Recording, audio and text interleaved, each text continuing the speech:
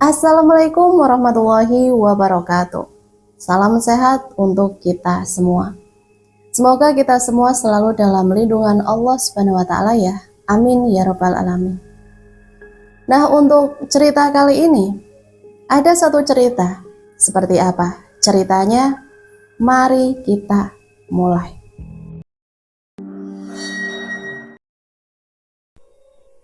Menantu biadab.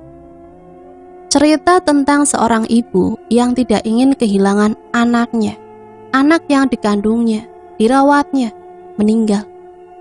Seorang ibu itu akhirnya terjerumus kesesatan. Dia tega menukar nyawa orang agar anaknya bisa selamat. Dan lebih parahnya lagi, orang itu tega menumbalkan ibu mertuanya dan suaminya sendiri. Sebenarnya aku enggan pindah ke rumah mertua, apalagi aku tidak begitu akrab dengan ibu. Tapi setelah bapak meninggal sebulan yang lalu, Mas Sadewo terus membujuk agar aku mau pindah ke rumah ibu. Kau kan tahu, Nin, cuma aku anak ibu yang ada di kota ini, yang lainnya di seberang lautan semua. Jelas suamiku. Akhirnya aku mengalah. Lagi pula mumpung kami belum punya anak, mungkin inilah saatnya aku menemani Mas Sadewo mengurus ibunya. Selain itu, suamiku ini satu-satunya anak laki-laki dalam keluarganya. Jadi memang sudah sepantasnya ibu menjadi tanggung jawab Mas Sadewo. Ibu senang kamu mau menerima ibu di sini, Nin, ucap ibu kala mendengar keputusan kami untuk tinggal bersamanya. Rumah ini terlalu besar untuk ditinggali ibu dan Mbok Sumi, lanjut ibu sambil terbatuk-batuk. Sejak beberapa tahun ini, memang kondisi kesehatan ibu agak menurun. Semula anak-anaknya mengira ibulah yang tak akan berumur panjang. Tapi takdir berkata lain, justru bapak yang segar bugar pergi terlebih dahulu.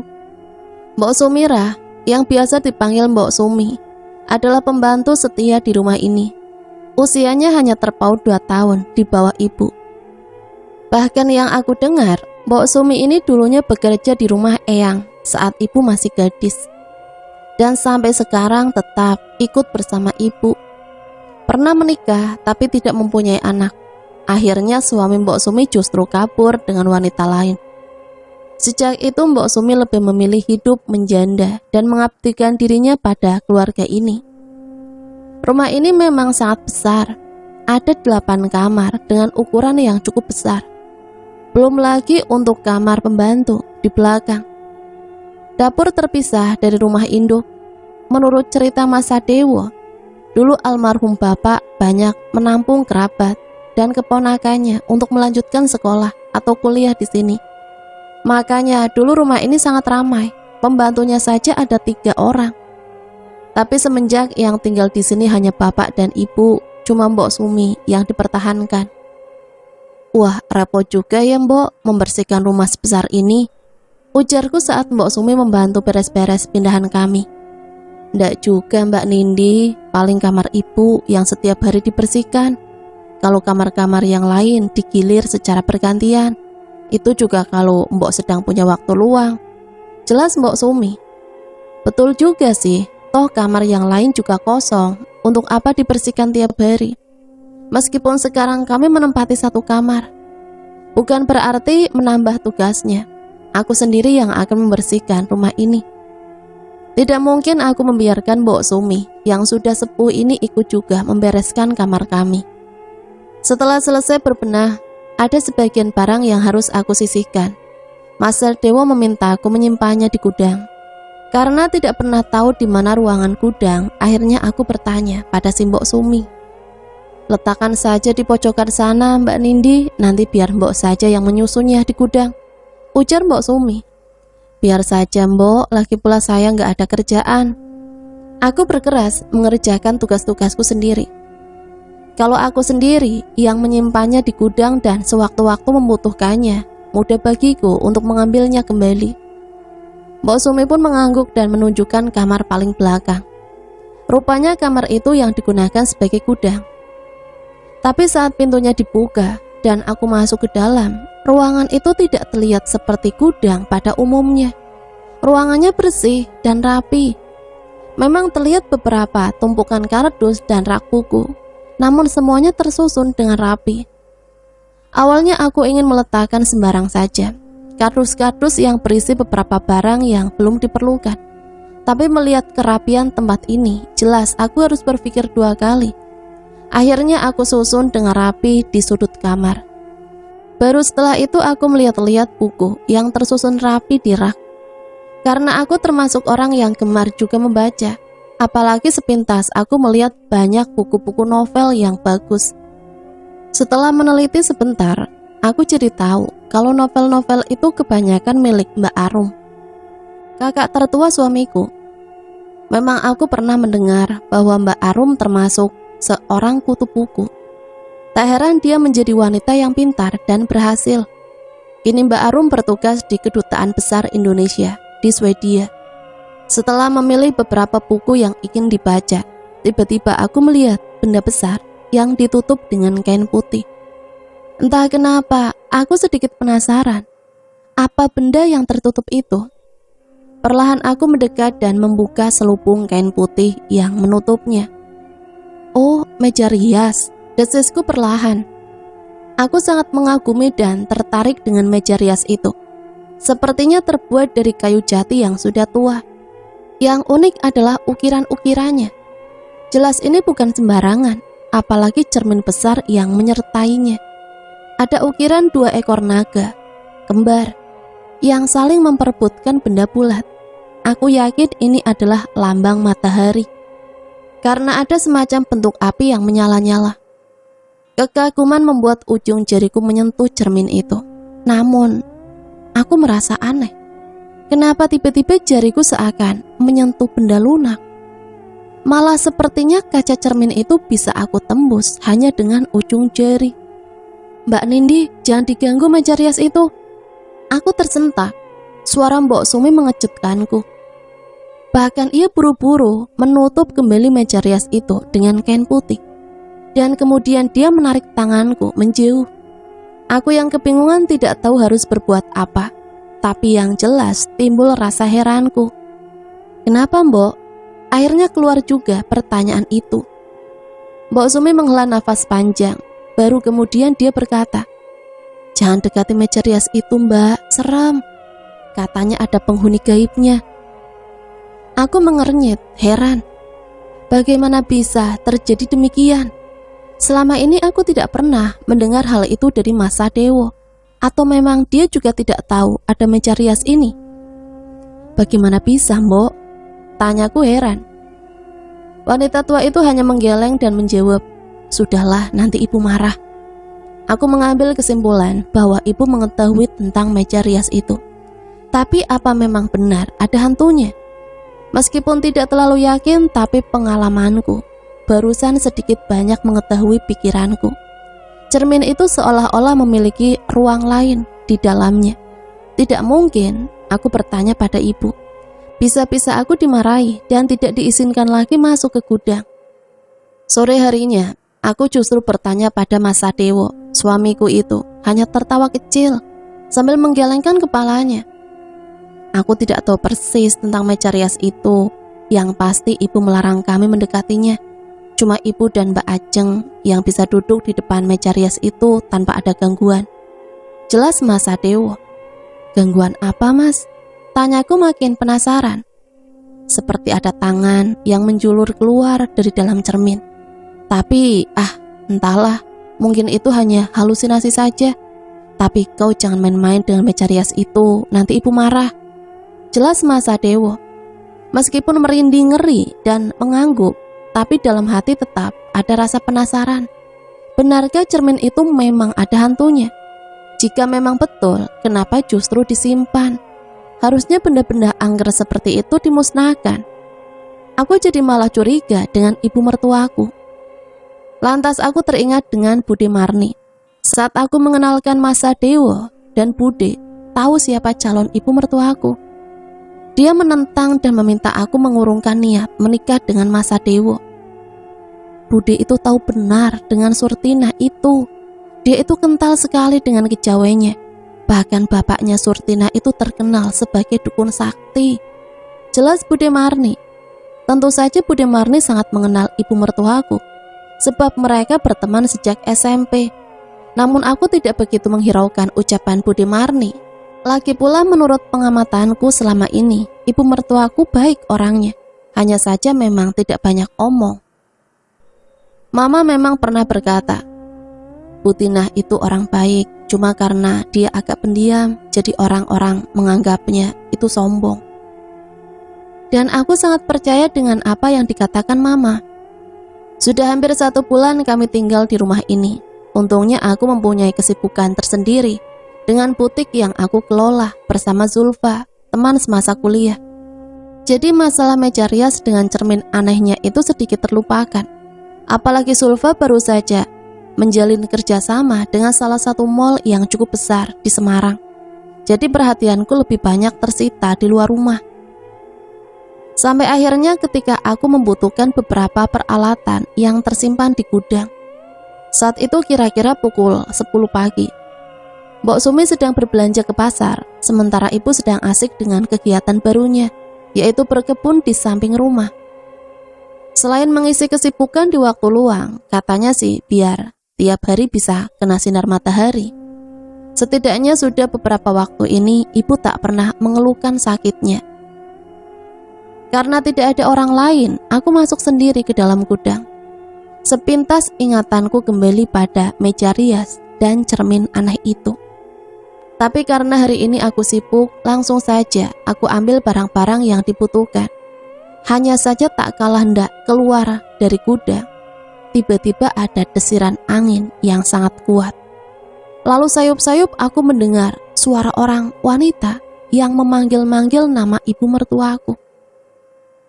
Tina, Surtina. Aku terkesiap. Suara siapa itu? Tidak mungkin orang dari luar. Warga di sekitar tempat ini lebih sering memanggil ibu dengan sapaan Eyang Dibio atau Budibio, karena nama almarhum bapak adalah Sudibyo. Hanya orang-orang tertentu yang tahu nama aslinya Surtina. Tina, minta makan. Mulut tengkuku mulai meremang. Ini pasti ada yang tidak beres. Suara siapa yang terdengar halus itu? Atau jangan-jangan itu adalah suara hantu dari dalam cermin? Sifat jelekku adalah selalu penasaran terhadap segala sesuatu yang dianggap aneh. Rasa ingin tahu membuatku akhirnya justru melangkah ke arah meja rias yang tertutup kain putih. Tina, aku lapar. Minta makan. Telinga aku pasang lebar-lebar. Suara itu terdengar sangat jelas dan ternyata memang benar. Arahnya berasal dari meja rias itu. Jantungku makin berdetak kencang. Keraguan mulai melanda diri ini. Apa memang benar hantu itu ada? Tapi logikaku membantahnya. Ah, masa siang-siang begini ada hantu?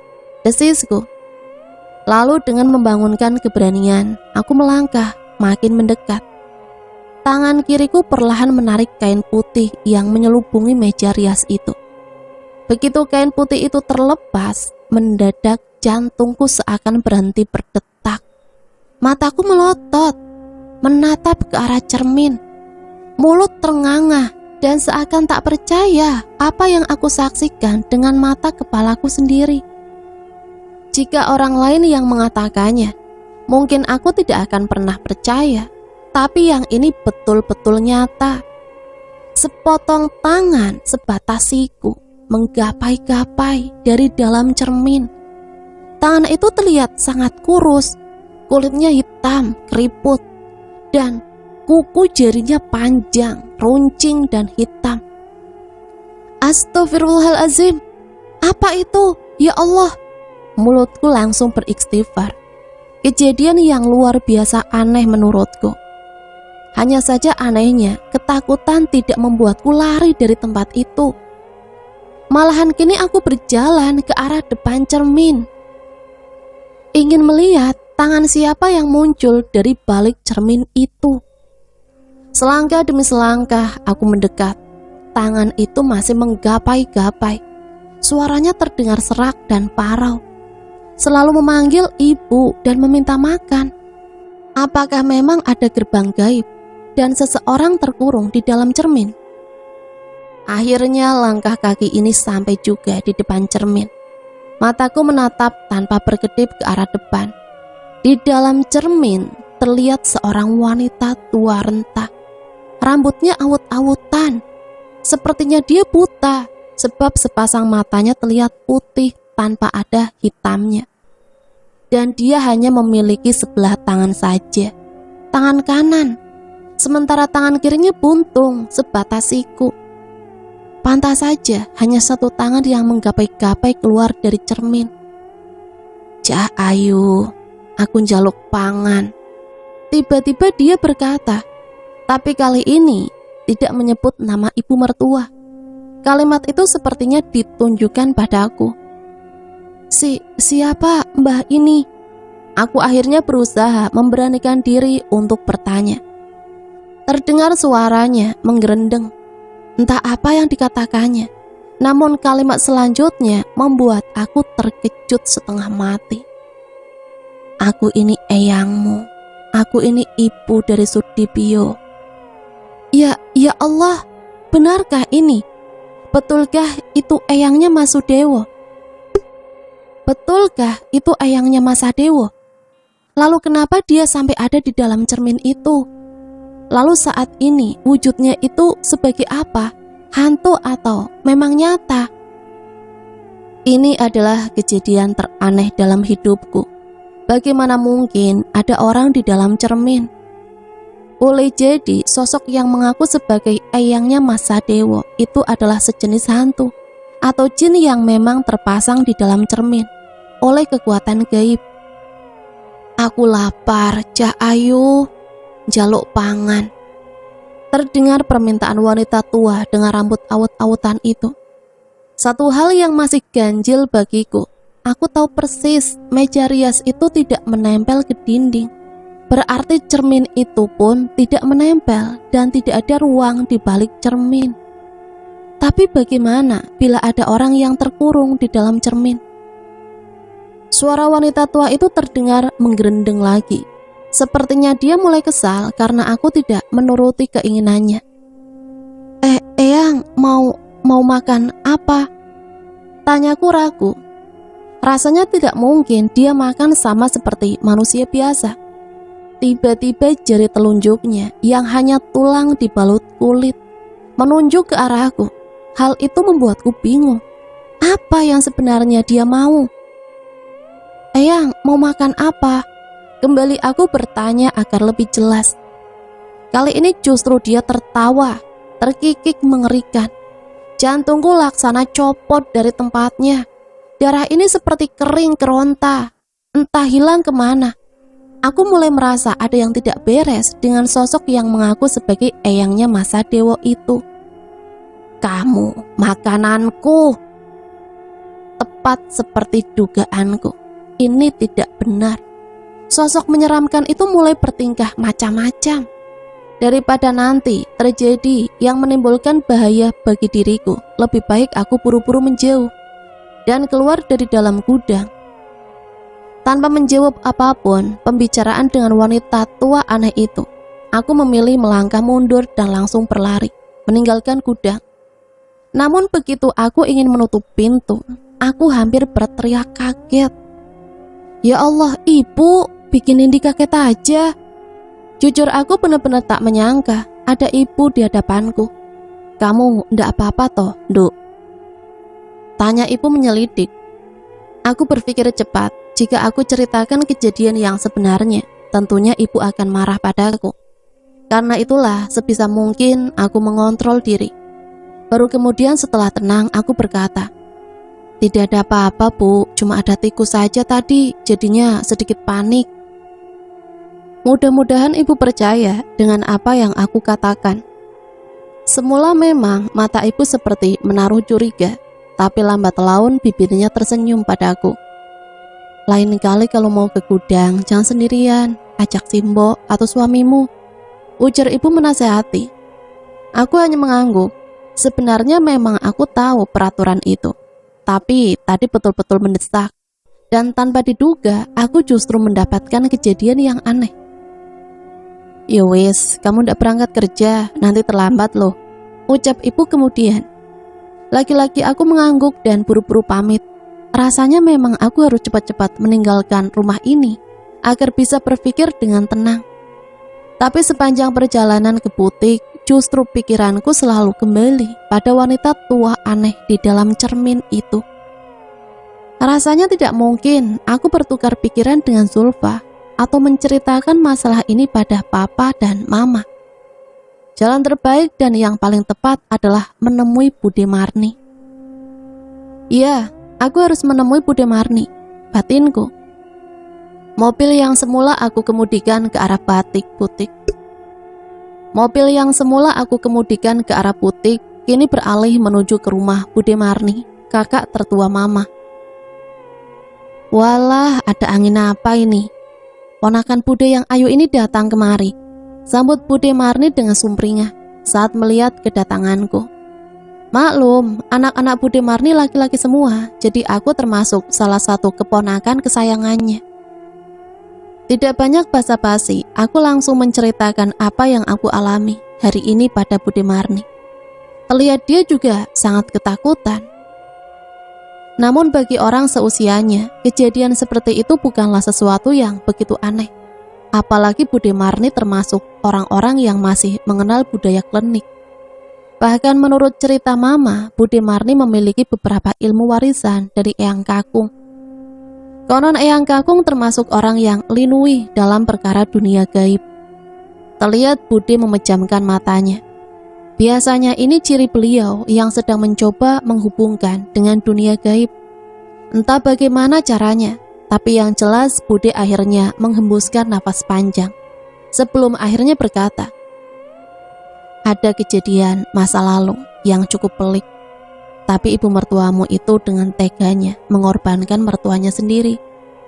"Maksud Bude bagaimana?" "Maksud Bude bagaimana?" Aku bertanya, bingung.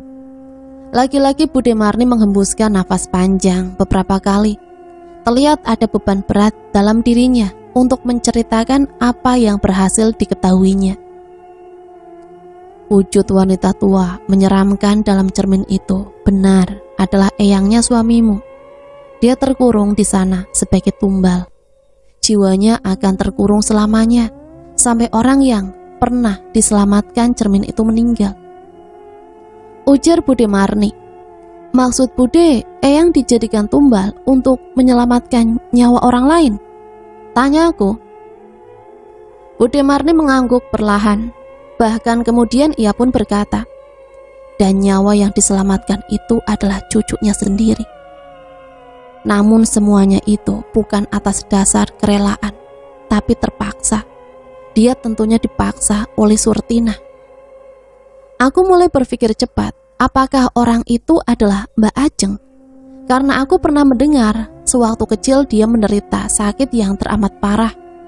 Namun akhirnya entah bagaimana Mbak Ajeng bisa sembuh dari penyakitnya. Satu hal yang luput dari pengamatan, bahwa sebelum Mbak Ajeng sembuh, eyang putri mereka meninggal dunia dengan cara yang agak aneh. Ditemukan tergeletak di depan meja riasnya sendiri. Kisah ini aku ketahui dari Mas Sadewo sendiri. Karena itulah selain ibu, cuma Mbak Ajeng yang bisa menggunakan meja rias itu. "Apa ada kaitannya dengan Mbak Ajeng, Bude?" Tanyaku meminta kepastian. Kepala Bude masih mengangguk perlahan. Kini gantian aku yang menghela nafas panjang. Tak habis pikir dengan kejadian seperti ini. Dianggap mustahil tapi benar-benar terjadi. "Lalu apa makanan yang diminta oleh eyang itu, Bude?" Tanyaku lagi. "Darah, tentu tumbal selanjutnya. Kau pernah tahu, Nduk? Ada wanita muda yang pernah tinggal di sana dan dia meninggal." Jawab Bude sambil berbalik bertanya. Dengan cepat aku menggeleng. Aku belum mengetahui kisah ini. Apa mungkin kamar yang dijadikan gudang itu dulunya milik wanita yang dijadikan tumbal? Kalau memang benar, betul-betul kejam ibu mertuaku itu. Walau dengan alasan apapun, dosa-dosanya itu tak akan termaafkan. kau harus hati-hati, Nduk. Masalah ini bukan hal sepele. Jika kau mencoba bertindak sendiri, bisa-bisa malah kau yang menjadi korban selanjutnya, ujar Bude Marni. Nasihat Bude Marni terngiang-ngiang di telingaku. Bagaimanapun, kejahatan ini harus diakhiri dan dibongkar. Arwah Eyang harus disempurnakan. Kasihan dirinya justru menjadi jahat karena terpasang di dalam cermin. Dan agar tidak ada lagi korban-korban selanjutnya. Tidak mungkin aku mengajak Mas Sadewo. Dia pasti tidak akan percaya apa yang terjadi di rumah ini. Namun aku masih ingin kepastian tentang wanita muda yang tinggal di rumah ini dan meninggal dengan cara yang aneh pula. Malam itu dengan perlahan-lahan aku mencoba menanyakan hal ini pada Mas Sadewo. Tapi anehnya dia menggeleng dan tidak tahu menahu. Aku kurang tahu pasti, ibu tak pernah cerita ada wanita yang kos di sini meninggal. Jawab suamiku. Rasanya tidak mungkin dia berbohong. Berarti kejadian ini memang dirahasiakan oleh ibu. Tapi aneh juga, bagaimana bisa menyembunyikan kejadian seperti itu.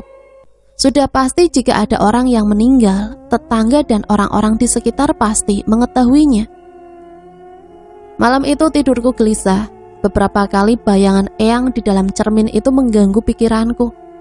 Ingin aku menolong, membebaskannya, tapi bagaimana caranya? Itu bukan masalah biasa. Tidak bisa sembarangan bertindak. Betul apa yang dikatakan Bude Marni. Salah-salah aku yang menjadi korban selanjutnya. Rasa haus membuatku keluar kamar. Tapi baru saja aku melangkah ke arah dapur, tiba-tiba melintas sekelebat bayangan dan mengarah ke gudang. Awalnya aku ingin mengintip siapa yang baru saja berjalan ke arah sana. Namun aku langsung berpikir keadaan seperti ini tidak menguntungkan bagiku. Tiba-tiba terdengar suara benda jatuh. Seketika aku terlonjak, kaget. Suara itu betul-betul mengejutkanku. Baru saja aku melangkah untuk mencari benda apa yang jatuh.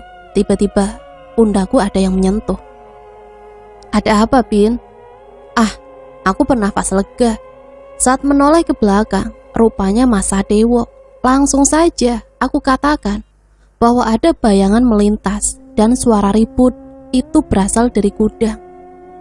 Mungkin maling, Mas, ujarku.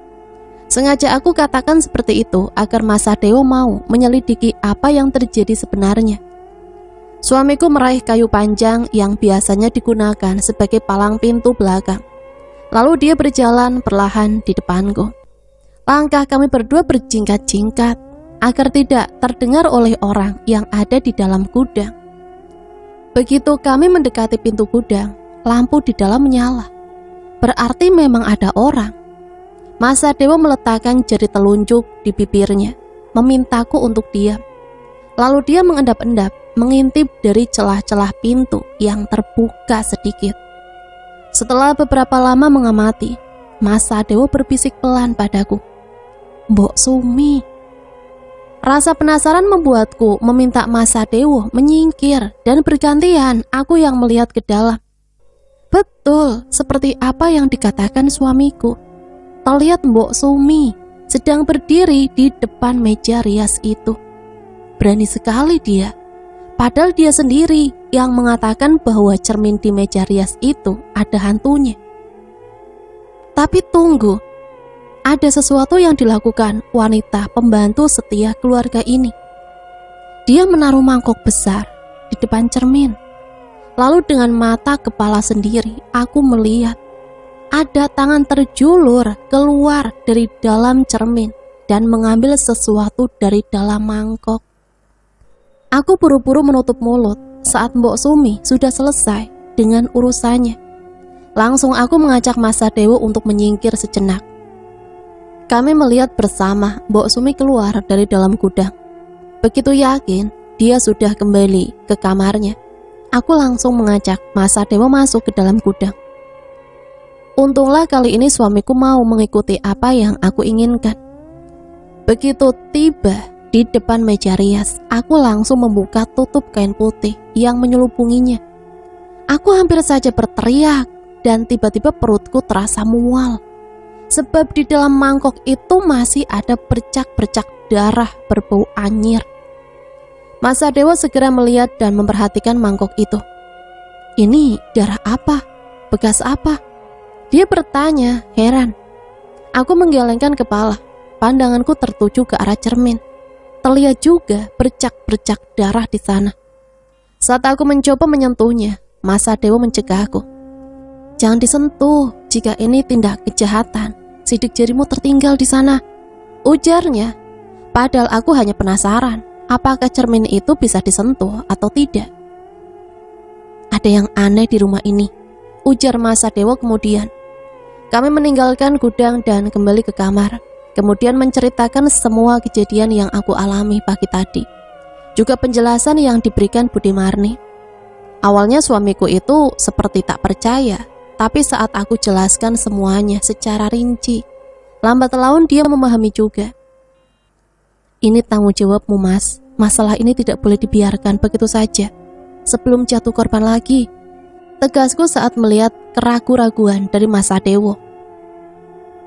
Tapi aku tidak bisa bertindak sendiri. Mbak Ajeng, Mbak Citra, dan Mbak Resmi harus diajak berembuk juga, ujar Mas Sadewo. Aku setuju, anak-anak yang lain juga harus tahu hal ini, terutama Mbak Ajeng, karena semua peristiwa ini berkaitan dengan dirinya. Demi menyelamatkan nyawanya saat masih kecil, ibu melakukan tindakan yang tidak terpuji itu. Saat Mas Sadewo menghubungi saudaranya, tentu semuanya kaget dan tidak percaya begitu saja. Untungnya Mbak Ajeng akhirnya bisa mengerti. Apalagi dia selama ini selalu menemui keanehan-keanehan jika bercermin di meja rias itu. Seperti ada kekuatan tidak terlihat yang menghubungkan aku dengan cermin itu, ujarnya saat ditelepon. Sesuai dengan kesepakatan, mereka pun pulang bersama. Tentu saja ibu dibuat kaget dengan kedatangan anak-anaknya yang mendadak. Tapi Mas Sadewo sudah mengingatkan agar jangan dulu memberitahu ibu maksud mereka berkumpul saat ini. Walaupun begitu, sampai masanya masalah ini tetap harus dibicarakan, agar jangan sampai salah mengambil tindakan. Mbak Resmi, anak keempat, cukup dekat dengan ibu dan bisa menjadi jembatan awal untuk membicarakan masalah ini. Tentu saja tidak mudah, sebab ibu terbiasa dengan aturan-aturan yang kaku. Anak tidak boleh ikut campur masalah orang tua, meskipun anak-anaknya sudah dewasa semuanya. Tapi ibu selalu menganggap mereka anak kecil. Pernah Mas Sadewo memberikan pendapatnya yang berbeda dengan keinginan ibu. Langsung saja ibu berkomentar, "Alah, anak kecil, tahu apa?" Mungkin hal itu juga yang membuat anak-anaknya kurang dekat dengan beliau. Sementara kami mendesak Mbok Sumi agar menceritakan apa yang sebenarnya terjadi. Walaupun awalnya cukup sulit, karena Mbok Sumi sangat setia pada ibu. Tapi setelah dibujuk-bujuk, akhirnya dia pun buka mulut. Dan penjelasan darinya cukup mencengangkan. Memang saat itu Mbak Ajeng yang baru berumur 2 tahun sakit keras. Lalu Ndoro Putri meminta bantuan Eyang Kakung, bapak dari ibu mertua. Dari Eyang Kakung itulah Ndoro Putri menggunakan cara aneh itu. Lewat cermin aneh, roh dari Eyang Putri, mertua ibu, diambil dan dimasukkan ke dalam cermin sebagai pengganti keselamatan Mbak Ajeng, ujar Mbok Sumi. Mbak Ajeng menangis sesegukan. Dirinya tak percaya, tak menyangka bahwa kehidupannya saat ini justru menghilangkan nyawa orang lain. Lalu bagaimana dengan tumbal-tumbal itu, Mbok? Tanyaku. Iya, setiap 8 tahun harus memberikan nyawa manusia, dan setiap tahunnya harus memberikan jantung dan darah babi, jawab Mbok Sumi. Apa benar gadis yang pernah kos di sini juga dijadikan tumbal? Kali ini Mas Sadewo yang bertanya. Kepala Mbok Sumi mengangguk. Malah jawaban selanjutnya membuat kami sangat terkejut. Bukan cuma gadis itu, Ndoro Kakung atau bapak mertua juga salah satu yang dijadikan tumbal. Jika tidak ada tumbal, nyawa Mbak Ajeng diambil lagi. Mbak Ajeng berteriak histeris dan pingsan. Sementara Mbak Citra dan Mas Sadewo memperlihatkan wajah geram. Tidak menyangka jika ibu begitu tega menumbalkan suaminya sendiri. Pantas saja bapak yang terlihat masih segar bugar tiba-tiba dikabarkan meninggal dunia. Kalian tahu apa? Kalian tidak mengerti sama sekali. Bentak ibu saat kami akhirnya menemani Mbak Resmi berbicara dengan ibu. Eling bu, istighfar, ucap Mbak Citra. Ibu sudah terlalu banyak menumpuk dosa. Sudah saatnya ibu menghentikan semua ini. Lanjutnya, tahu apa kamu tentang dosa? Memangnya kamu yang menentukan orang itu berdosa atau tidak? Bantah ibu. Sifatnya memang sangat keras. Semuanya menghela nafas, seakan sudah sangat paham dengan perangai ibunya. Aku sebagai menantu mencoba untuk berbicara. Dosa atau tidak, memang semuanya kembali pada Allah, Bu. Tapi kita manusia sudah diberikan akal dan tahu batasan-batasan, mana yang baik dan mana yang buruk. Apa yang ibu lakukan ini jelas tidak baik, karena telah menghilangkan nyawa orang. Menurut hukum pun, ibu bisa dituntut. Jelasku. Mata ibu menatap tajam ke arahku. Masa Dewo berdehem seolah isyarat agar aku tidak melanjutkan lagi ucapanku. Bagiku tatapan mata ibu seakan mengandung amarah dan dendam. Mungkin karena dia tahu akulah yang merencanakan membuka rahasia yang disembunyikan selama ini. Kamu tidak usah ikut campur. Ini urusan keluarga kami. Bentak ibu. Jelas nada bicaranya sangat tidak senang. Nindi benar, Bu. Jika permasalahan ini diusut pihak kepolisian, ibu bisa dikenakan hukuman berat karena menghilangkan nyawa dengan sengaja. Mbak Resmi kembali berbicara. Terlihat ibu menghempaskan nafas kesal. Aku yakin dalam dadanya tersimpan amarah yang meluap-luap. Bisa dikatakan dari tatapan matanya yang tajam melihat kami satu persatu. Dan lagi-lagi sorot matanya menatap tajam ke arah aku. Sebenarnya aku tidak takut, tapi walau bagaimanapun aku adalah seorang menantu. Lebih baik aku mengalah dan menunduk. Ini tidak semudah yang kalian kira. Jika bisa dengan mudah, bisa dimusnahkan, walaupun dengan taruhan nyawa, ibu pasti menghapus perjanjian gaib ini. Ujar ibu dengan tegas. Perjanjian gaib seperti apa, Bu? Apakah demi aku hidup, ibu akhirnya mengorbankan orang lain, termasuk Eyang dan Bapak? Mbak Ajeng yang sedari tadi diam, akhirnya membuka suara.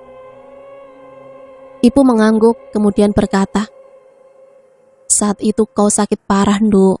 Bahkan kondisimu sudah diambang kematian. Sebagai seorang ibu yang mengandungmu 9 bulan, melahirkan dengan taruhan nyawa, jelas tidak tega melihat keadaanmu saat itu. Karena itulah ibu meminta bantuan eyangmu untuk melakukan perjanjian gaib itu. Eyangmu mempunyai kemampuan untuk membuat perjanjian dengan makhluk gaib. Nyawamu akan ditukar dengan nyawa orang lain. Tapi kenapa Eyang harus yang menjadi korbannya? Tanya Mbak Ajeng sambil terisak. Terlihat ibu menarik nafas panjang, kemudian menjawab. Saat itu ibu tidak ada pilihan lain. Lagi pula Eyangmu jahat sama ibu. Bapakmu sangat penurut dan tidak berani bersikap tegas. Makanya nyawa Eyangmu yang menjadi korban dan terkunci di dalam cermin itu. Mbak Ajeng menggeleng-gelengkan kepalanya. Jadi selama ini hidupku dikarenakan pengorbanan nyawa orang lain. Lantas untuk apa aku hidup? Bodoh, bentak ibu sambil matanya melotot. Kamu masih muda, masa depanmu masih panjang.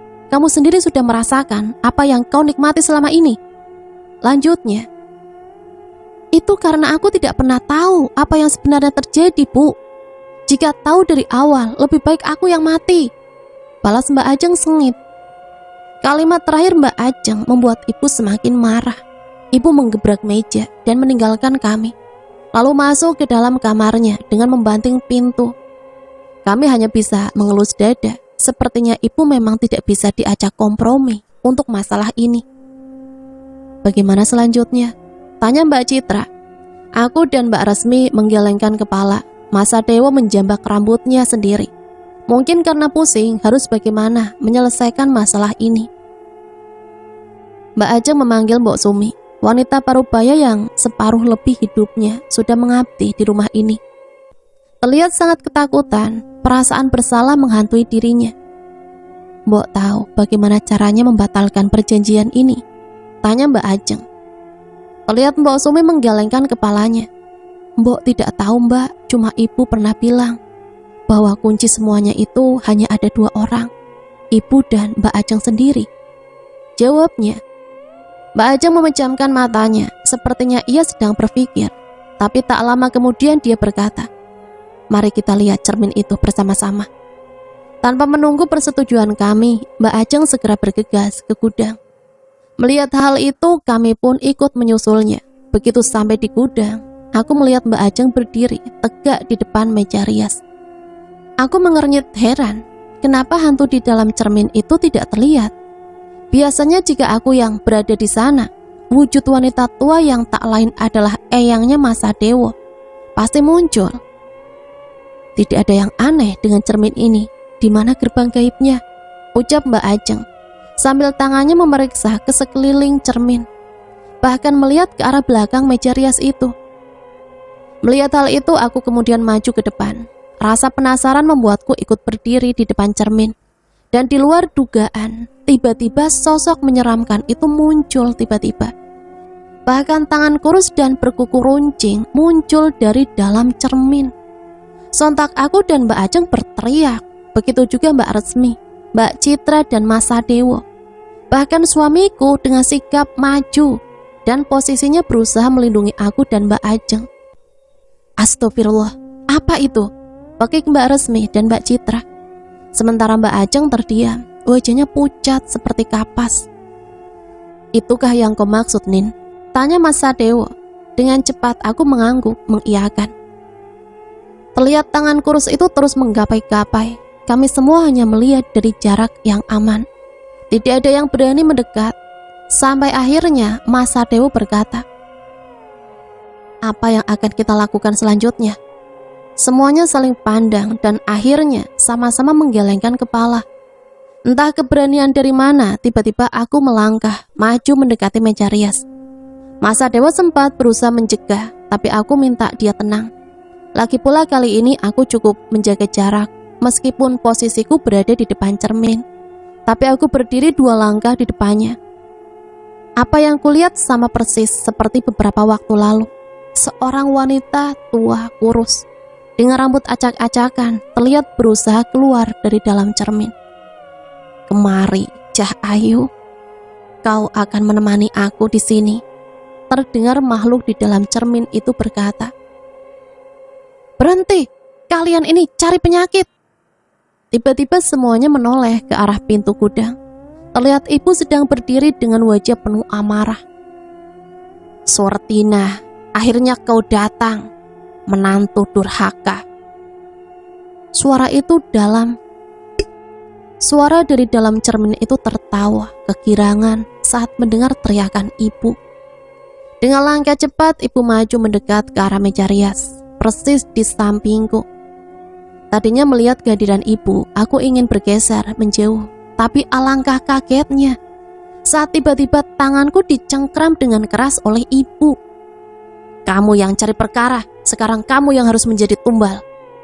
Tentu saja aku kaget bukan kepalang. Seakan tak percaya apa yang baru saja ku dengar. Tapi terlambat, belum sempat aku tersadar dari keterpanaanku. Dengan sekuat tenaga, ibu mendorong tubuhku ke depan cermin. "Nindi, awas! Ibu, jangan!" Terdengar suara teriakan Mas Sadewo dan kakak-kakaknya. Tapi hanya sekejap, aku mendengarnya. Detik berikutnya, tubuh ini seakan tersedot masuk ke dalam cermin. Tangan kurus dan berkuku runcing itu menarikku dengan kuat. Tenaganya sangat luar biasa. Meski aku berontak dan meronta-ronta, tapi tetap saja tak menimbulkan pengaruh apapun. Tubuhku terhempas di lantai yang dingin laksana es. Seketika rasa dinginnya menusuk sampai ke tulang sumsum. Gigiku bergemeletuk, meskipun berusaha merapatkan kedua tangan, tapi rasa dingin ini teramat menyiksa. "Jangan terlalu merasa tahu banyak," belum melihat dengan mata kepala sendiri, banyak berbicara, bahkan hanya dengan mendengar seolah-olah mengetahui sendiri. Dikiranya banyak yang menyanjung, padahal yang mengetahuinya akan memalingkan muka. Jangan kau bersikap seperti itu, karena akan menjadi catatan dalam hati sanak saudara. Mereka tidak akan percaya lagi kepadamu. Telingaku mendengar orang yang menembangkan kidung. Apakah wanita tua kurus itu menembang? Kenapa tembangnya seperti sindiran kepadaku? Bukannya kau berada di sini karena kecerobohanmu sendiri, selalu serba ingin tahu, padahal tidak tahu bahaya yang mengancam. Itulah sifat buruk manusia, Cah Ayu. Betul-betul sindiran untukku. Meskipun apa yang dikatakannya memang benar, tapi aku tak pernah menyesal. Setidaknya aku telah mengungkapkan satu rahasia besar. Kau tahu, Cah Ayu, kau memang akan ditumbalkan oleh Surtinah, menantu celaka itu. Kali ini aku dibuatnya terkejut. Benarkah aku yang akan menjadi tumbal selanjutnya? Betul-betul pikirannya sudah tidak waras ibu mertuaku itu. Bisa-bisa dia mengorbankan nyawa orang lain. Kenapa bukan dirinya sendiri yang menjadi tumbal? Baru saja aku berpikir seperti itu, tiba-tiba terdengar suara gemuruh seperti air bah. Entah dari mana datangnya, muncul Mas Sadewo, Mbak Ajeng dan ibu.